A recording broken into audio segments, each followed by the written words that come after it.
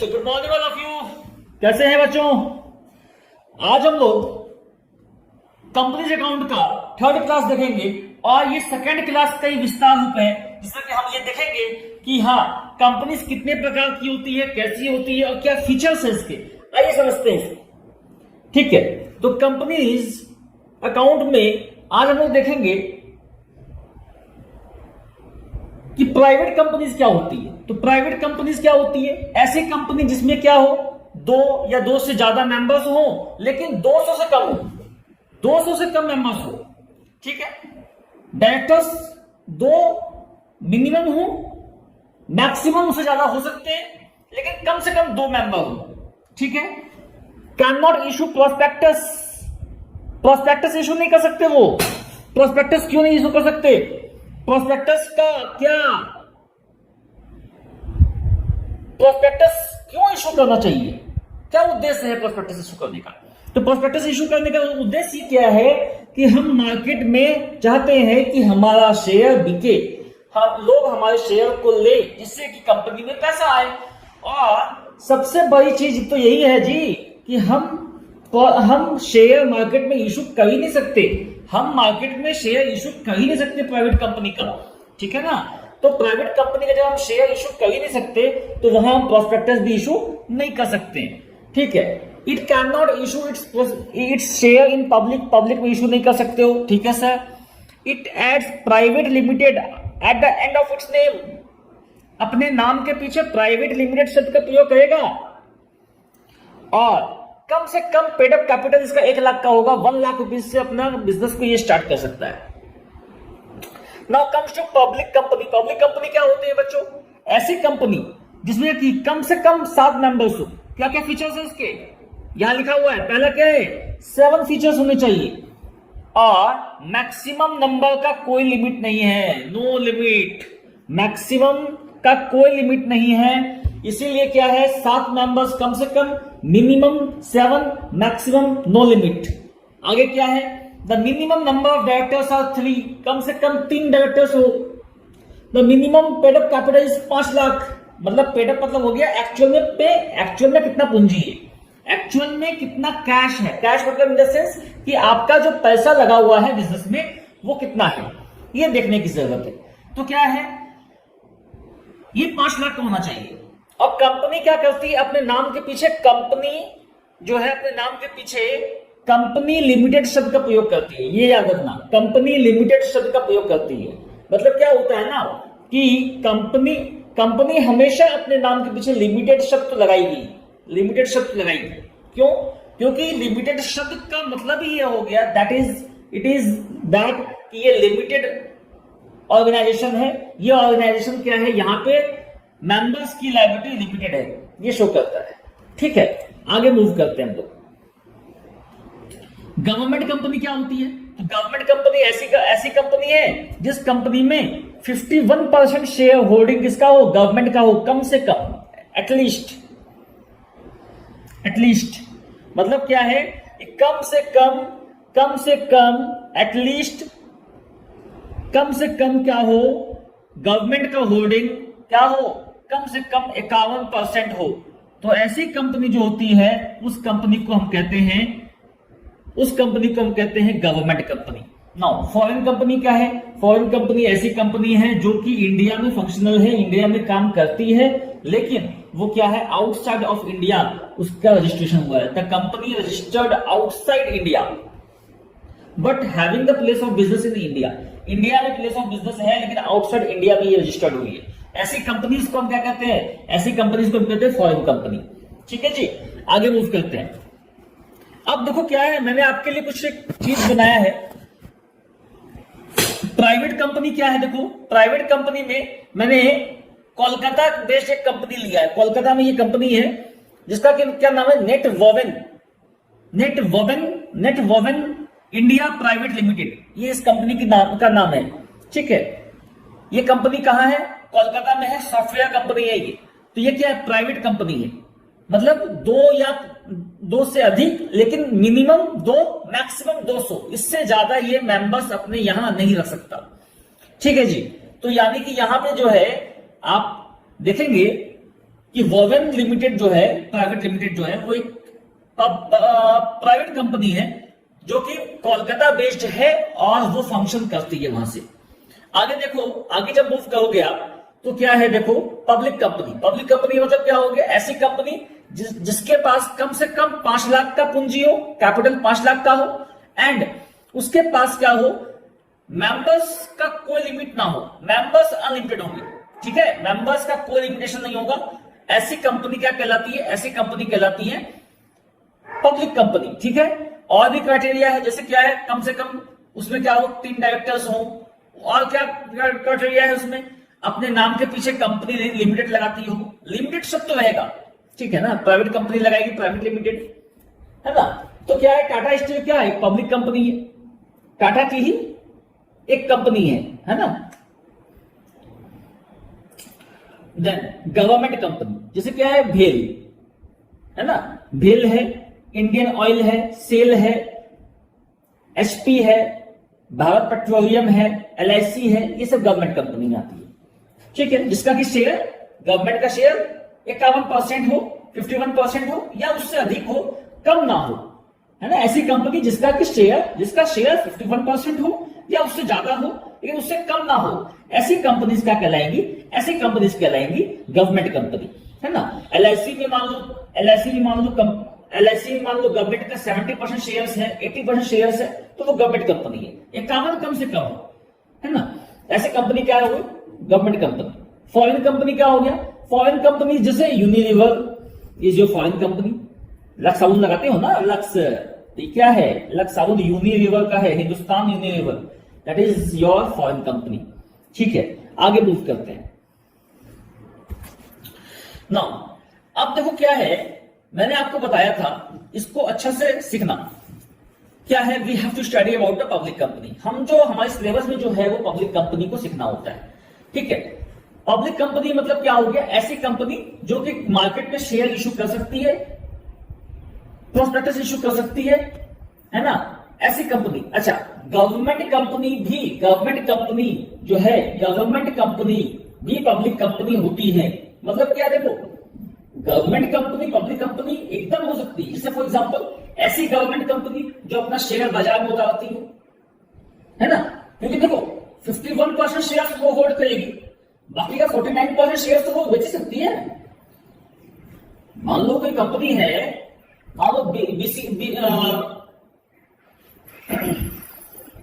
BSNL है, ठीक है, तो बीएसएनएल है, तो बीएसएनएल जो है, मान लो गवर्नमेंट ने क्या किया, बीएसएनएल का अभी 100% शेयर होल्ड कर रही है गवर्नमेंट, चाहे तो उससे क्या कर सकती है, 60% शेयर, सॉरी इसका 40% शेयर तो बेच ही सकती है, फिर भी कंपनी के पास क्या है, 60% शेयर रहेगा, है ना।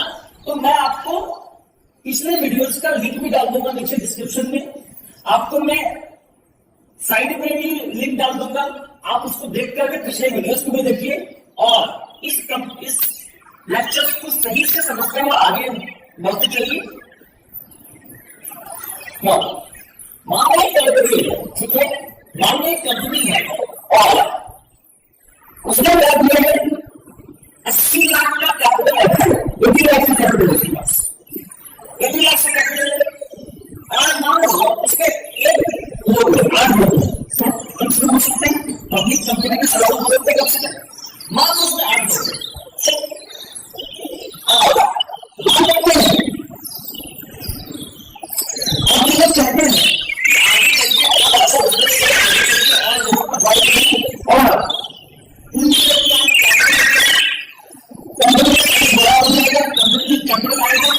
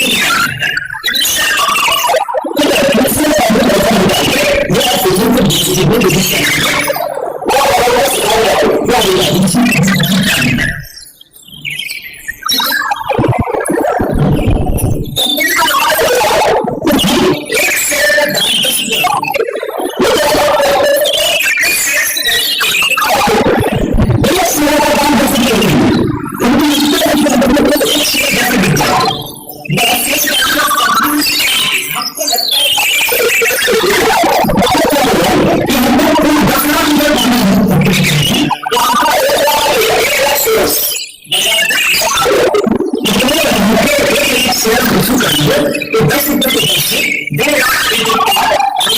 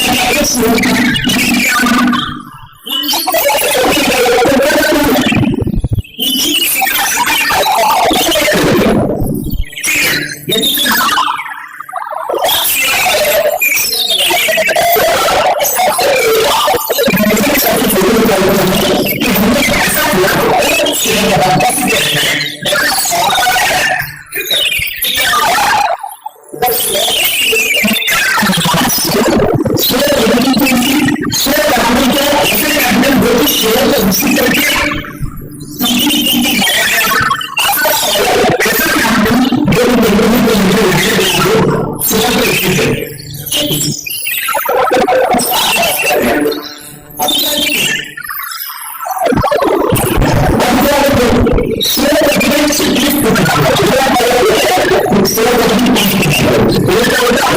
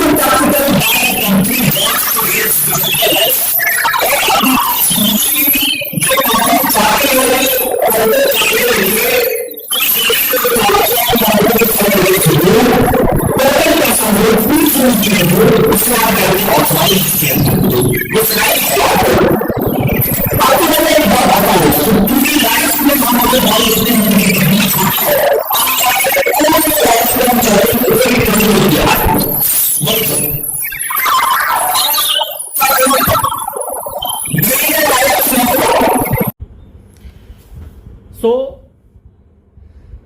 ऑथोराइज कैपिटल क्या होता है? ऑथोराइज कैपिटल वो होता है जो एक कंपनी जिस पूंजी से एक कंपनी खुद को रजिस्टर्ड करती है। खुद को रजिस्टर्ड करने का मतलब क्या हुआ?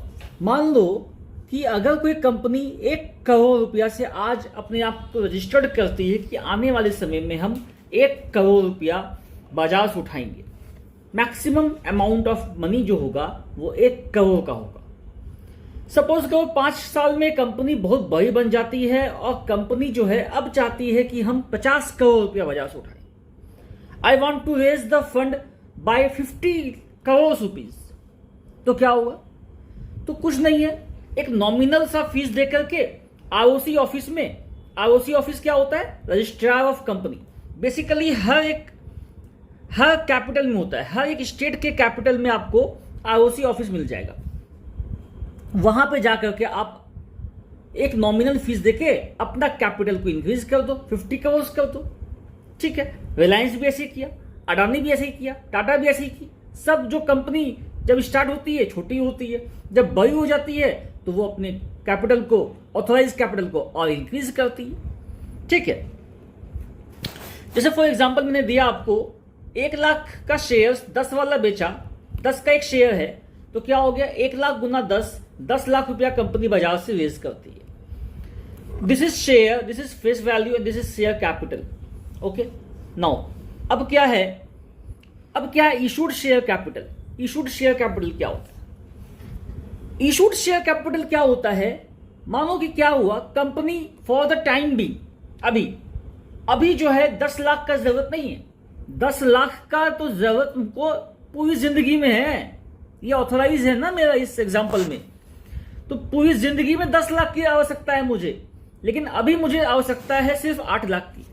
तो क्या करेंगे हम, for the time being 80,000 shares market में उतारेंगे. 10 का एक शेयर है, 8 लाख रुपया हमको चाहिए, इसलिए. तो इशूड कैपिटल बोलो या इशूड शेयर कैपिटल बोलो, एक ही बात है. ये क्या है, ये ऑथोराइज का पार्ट है. ऑथोराइज का पार्ट मतलब ऑथोराइज तो पूरी जिंदगी भर के लिए है, लेकिन उसका एक पार्ट हमको अभी क्या चाहिए, अभी 8 लाख चाहिए, तो 8 लाख के लिए हम शेयर इशू करेंगे. अब इशूड कैपिटल के बाद होता है subscribed capital. What is subscribed capital? Subscribed क्या होता है? It is the part of, it is the, जब आप मेरे लेक्चर सुन रहे हैं तो कॉपी को साथ लेके चलो, स्टेप बाय स्टेप मैं आपको टोटल कंपनी जेट करा दूंगा. कॉपी लेके चलो, होमवर्क बनाओ और अच्छे से चलो, ठीक है. तो it is the part of, it is the part of what? Issued capital. Issued capital, ठीक है जी. दैट द applicants,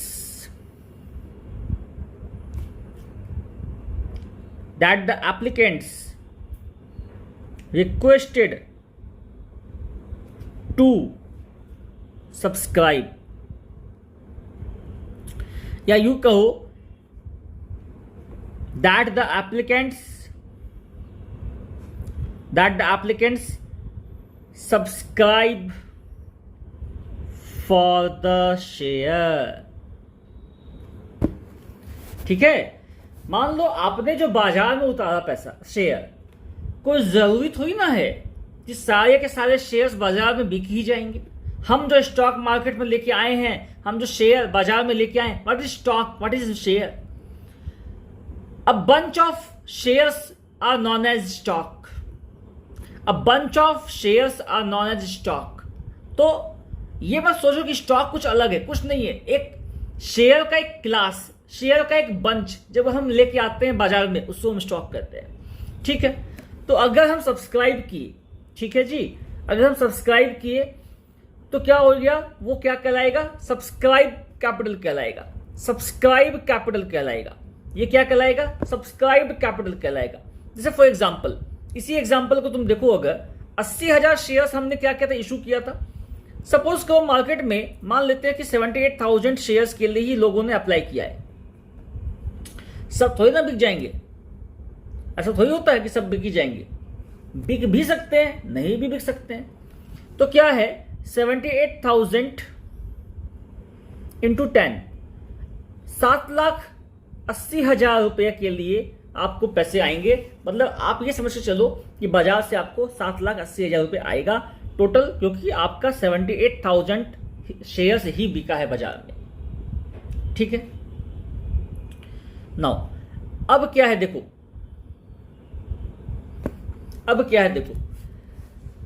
ये जो है, ये एप्लीकेंट्स थे जो कि आपके शेयर्स मांगे थे. देखो यहां छोटा सा एक रूल है, सेबी के द्वारा लाया हुआ. सेबी कहती है अगर कोई कंपनी का 90% से कम, अगर कोई कंपनी का 90% से कम, लेस देन 90% से कम कोई शेयर बिकता है मार्केट में, तो वो कंपनी को अपने सारे शेयर्स बाजार से उठा लेने होंगे. सारे शेयर्स जो बाजार में उन्होंने इशू किए थे और उसका शेयर सब्सक्राइब हो गया, वो सारे के सारे शेयर्स के बदले जो पैसा आया है उसको रिफंड कर दो अगले 3 मंथ्स के लिए अंदर. अगर अगले 3 मंथ्स के अंदर तुम रिफंड नहीं करते, if you are not refunding, अगर तुम रिफंड नहीं करते हो तो क्या होगा पता है, आपको 18% पर एनम की दर से ब्याज देना होगा। यू हैव टू पे द इंटरेस्ट। किसको? कंपनी को। क्यों? क्योंकि वो उस एप्लीकेंट्स का पैसा नहीं घुमाया 3 महीने के अंदर। एक बात आपको ये समझ में नहीं आई होगी, 90% ही क्यों सर? मान लेते हैं कि अगर कोई शेयर होल्डर का 80% बिक गया, 85% बिक गया, तो क्या होगा? तो भी नहीं होगा। कंपनीज एक्ट और सेबी ये मान के चलती है कि ये कंपनी का रेपुटेशन अगर अच्छा नहीं होगा बाजार में तो ये 90% शेयर नहीं बेच पाएगी। मींस आपका अगर रेपुटेशन अच्छा है बाजार में तभी आप बेच पाएंगे। इसीलिए क्या है, बाजार में कॉन्सेप्ट आया। किसका? बाजार में कॉन्सेप्ट आया,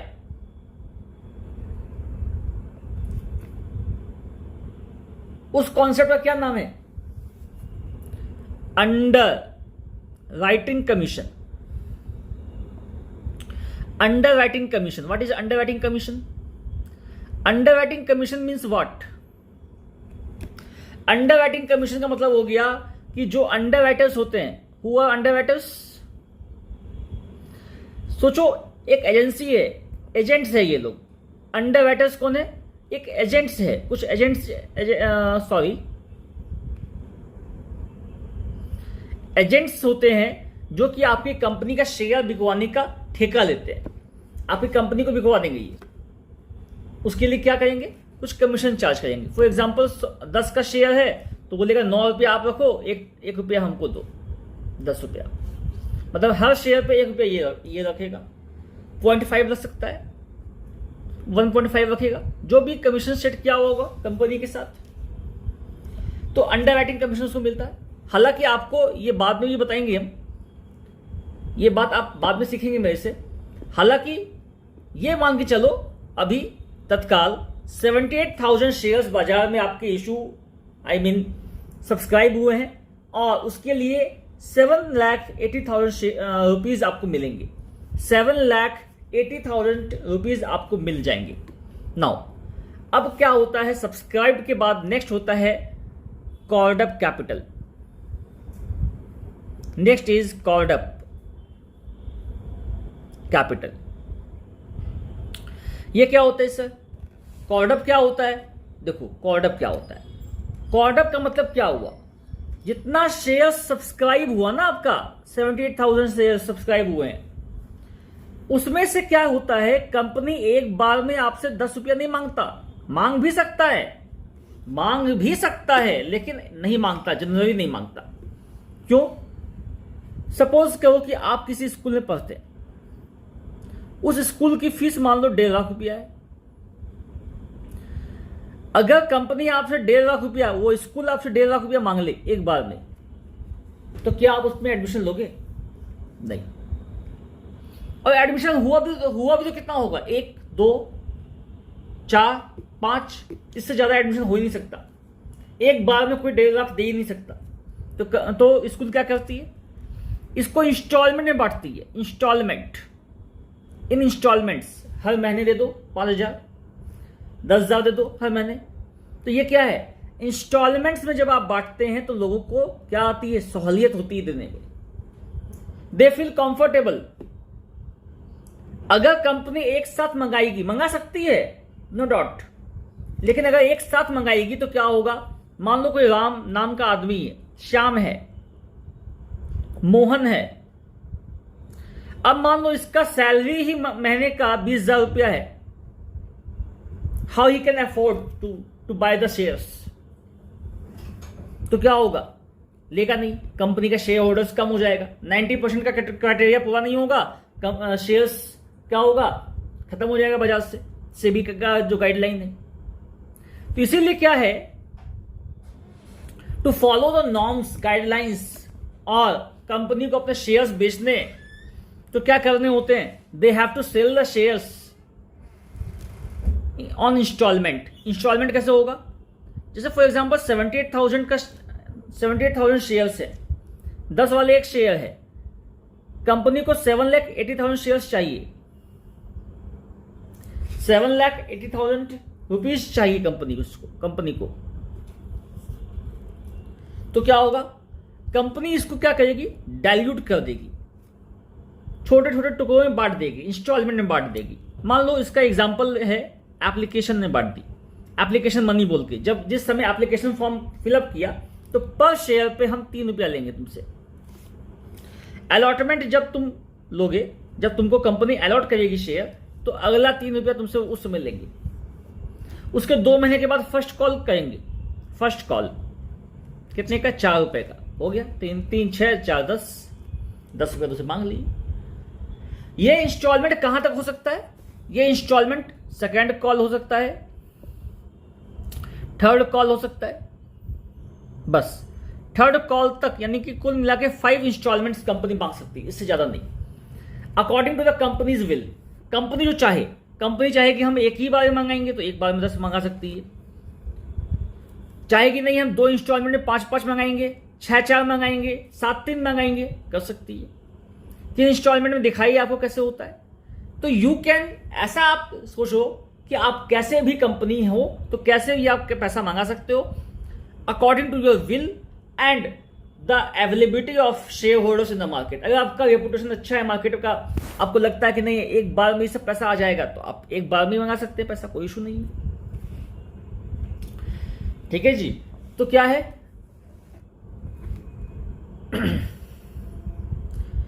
कहने का मतलब क्या हुआ, कहने का मतलब यह हुआ कि कंपनी कॉल्ड अप करती है इंस्टॉलमेंट्स में। उसके बाद आता है पेडअप। पेडअप क्या होता है sir, paid up capital. Paid up capital क्या होता है, what is paid up capital, what is paid up capital.